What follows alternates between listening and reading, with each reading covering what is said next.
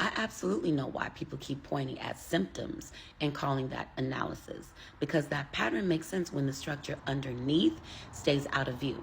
So, what I'm speaking to moves beyond one topic. It spans language, behavior, relationships, all connected, all expressing the same underlying framework.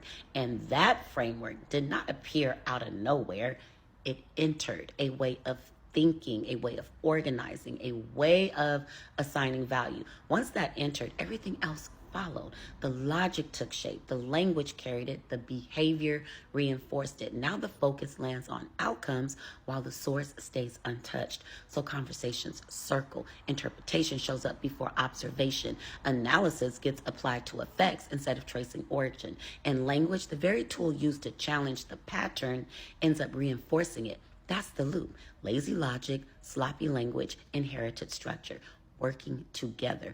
And it feels normal, familiar, recognizable, expected. Yet familiarity and nature ain't the same. Repetition creates comfort. Comfort gets mistaken for truth. So the structure continues, named differently, expressed differently, yet operating the same. And until the entry point gets examined, nothing actually shifts. It just reorganizes.